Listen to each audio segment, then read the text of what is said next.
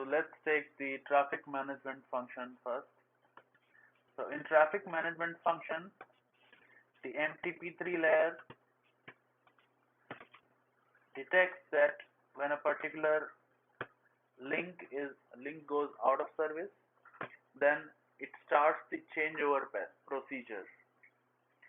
Now in this process of changeover, basically the signaling units, the message signaling units, the MSUs that are being being transmitted on the old link, it has to be transferred to the new link. So the changeover process takes into account all those facts. So let us consider the changeover procedure. In the changeover procedure,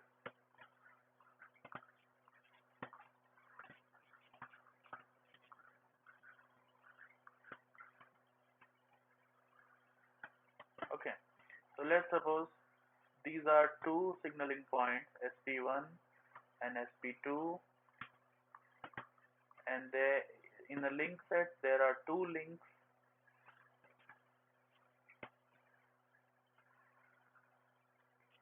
There are two links between these two. Okay, so this is the primary link, let's say, and this is the failover link between SP1 and SP2. So when SP1 detects that there is some problem with this link, so it starts to basically change the whole traffic from this primary link to this failover link. Okay, and this process of changing the traffic from this link to this link is called the changeover. That's why this message is called changeover. But this process of changeover is not very straightforward. It has to take into account the fact that there are some MSUs on this primary link which are still unacknowledged. So uh, it cannot just move on all the traffic to this one. Okay, so let's suppose at point t equal to 0, SP1 decides to do the changeover. So what it does, it sends a message called COO to SP2. Okay, that's a change over.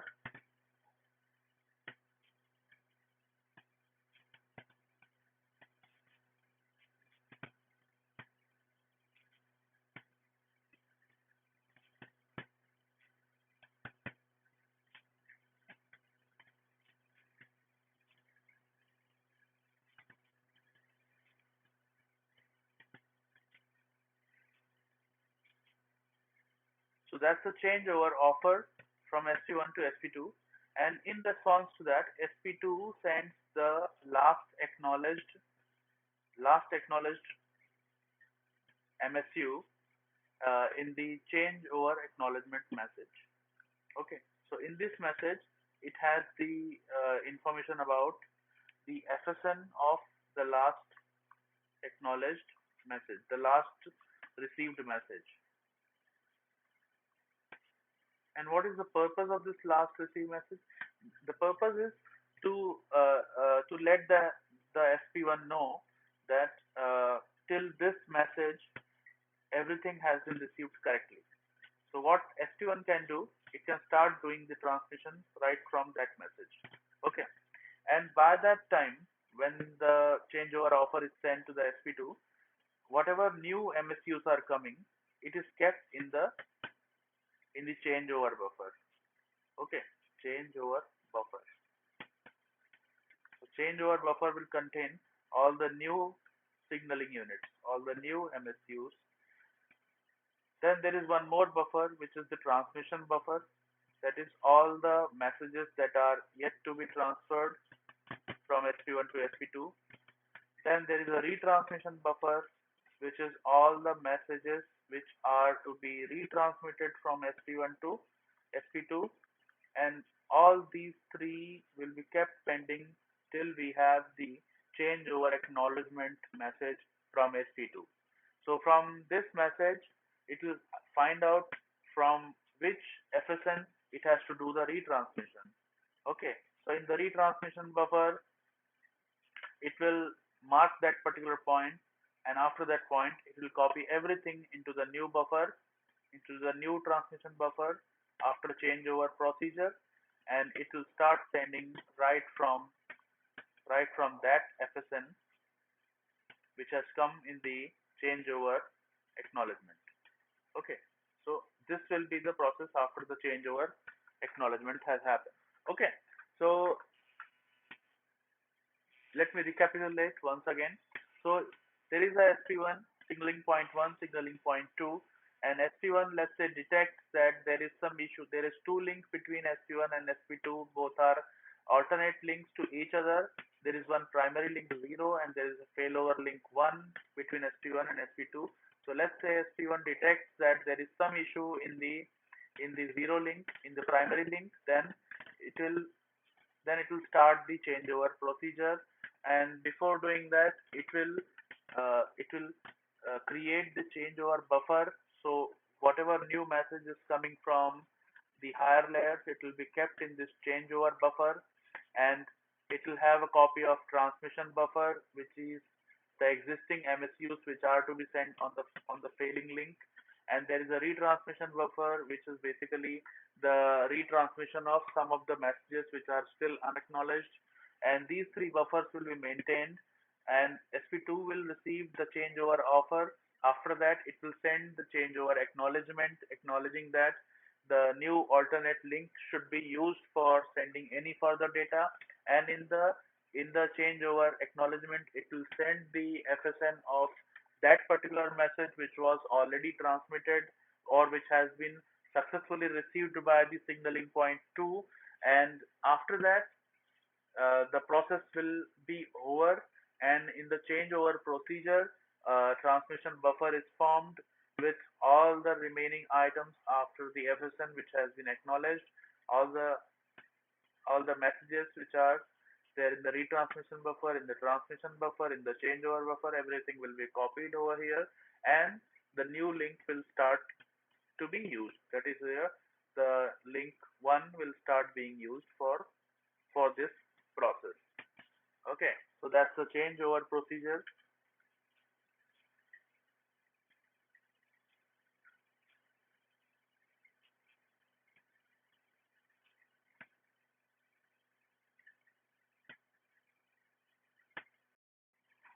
So similar to changeover procedure, there is also an emergency changeover procedure, which is very similar to the normal changeover procedure. Just that in this case, not every process that we mentioned in the changeover procedure will be followed, and as the name suggests, it is the emergency procedure, emergency changeover procedure.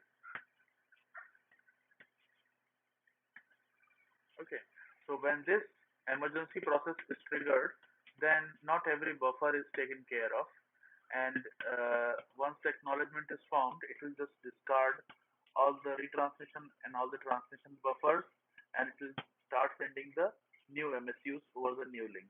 Okay, so let's say two links. One is link primary link, and another is failover link. And if SP1 detects this that the primary link is failing, then it will start the emergency changeover procedure. And in the emergency changeover procedure, it will just keep the changeover buffer with the new MSUs. Okay, it will just have a changeover buffer, and which will be just the new MSUs which are coming from higher layers. And once the emergency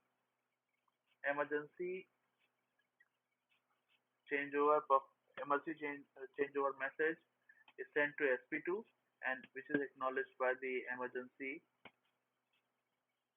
changeover acknowledgement with the last MSU, and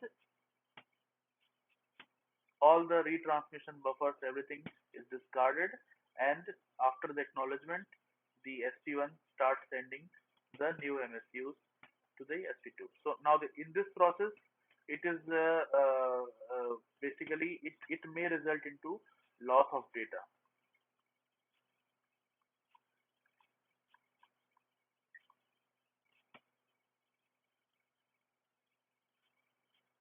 It may result into loss of data depending on in what condition these signaling links are, because there could be some messages in the retransmission buffer or elsewhere in the failing link, so it will get lost. But overall, this procedure is faster than the normal changeover procedure, so it is followed sometimes.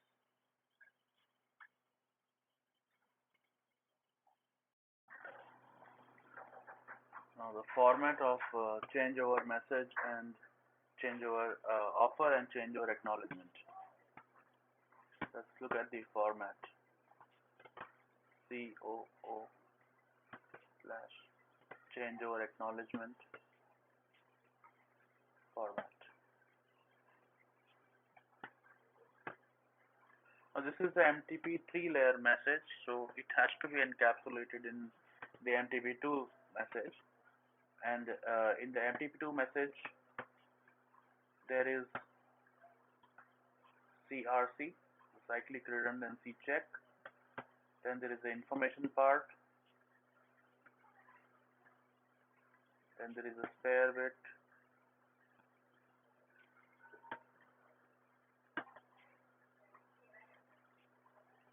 An LI.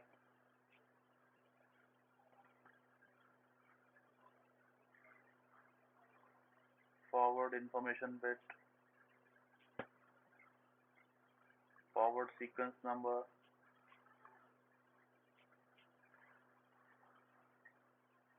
Backward information bit. Backward sequence number. And then there is a filler bit. Okay. Now, information about all these parameters, it has been discussed in the MTP2 lecture. Now, the topic for this discussion is this part. Okay. So that's the information bit, which is essentially a MTP3 layer message. This is the encapsulation of MTP2.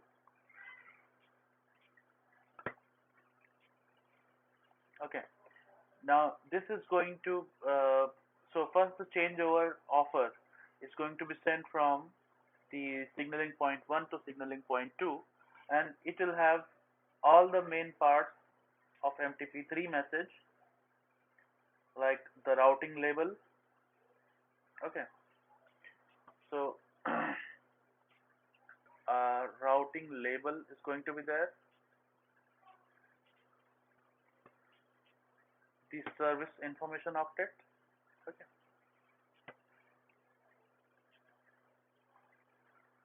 This is a spare bit,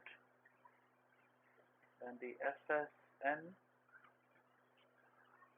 then H1 and H0. Okay. So this one starts with the spare bit, and the FSN is, now you will confuse this FSN at the MTP3 layer what it is doing, because FSN is basically the sequence number for MTP2 layer. So this is basically to convey the last acknowledged packet from that particular link. So that's why this information is there in the MTP3 layer, because it is part of the changeover acknowledgement. So when the changeover offer is sent, in the changeover acknowledgement message, the FSN is going to be one of the fields, indicating that okay, this was the last message till which I have received it correctly, so that the first party can start sending the messages right from that particular sequence number. Okay, so that's the 7 bit of information. Then there is H1 and H0. Both are 4 bits. And for changeover offer,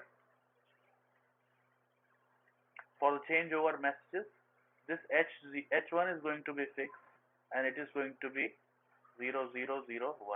Okay, so this H1 is going to be just the 0001, but H0 is going to change depending on the offer or the acknowledgement. So if it is changeover offer, then this is going to be 0001. If it is changeover acknowledgement, this will be 0010. Okay, So based on these two fields, the MTP3 layer understands that, okay, so this message is going to be the changeover offer or changeover acknowledgement. Okay. Then the routing label. Routing label is a standard part. Actually, it has three components. One is the signaling link. Okay, so between 2 point codes there are link sets, and using SLC, the signaling link code, it identifies exactly which link set is going to be used for sending the message. And then there is going to be the originating point code, the point code of the originating signaling point. Okay, so if SP1 is sending, then this OPC is going to be the signaling point code of SP1 if SP1 is the sending party here, and SP2 is the receiving party or the destination party. So the point code of destination point code is going to be there in the DPC, and together these three parameters, they form the routing label for this particular MTP3 layer message. Okay, so once the COO message is sent from SP1 to SP2, COO will contain, this one will remain same.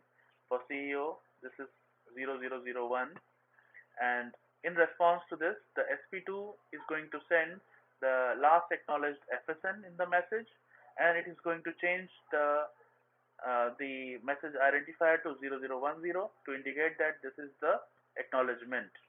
Okay, and the routing label is going to be just according to the MTP3 protocol. Now this service layer information, this SI is basically the service information.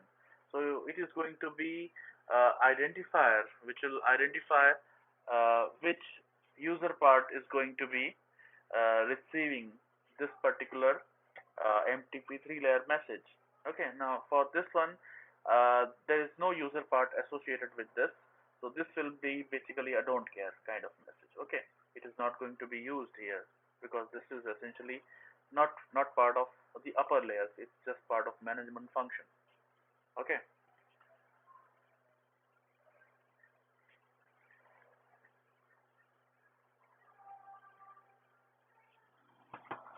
For in case of emergency changeover message,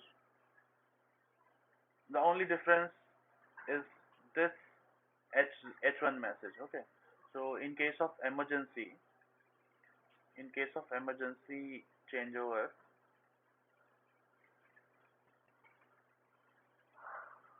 message, this H1 is going to be 0010, and there is no significance of this FSN for emergency, because in case of emergency, it is not going it is basically, it is not concerned with the lost message actually. So it knows very well that there will be some messages which are going to be lost, and there is no copying in the retransmission and the transmission buffers. So this field becomes irrelevant, and only the H1 is different. That's the only difference between the emergency message and the normal changeover message.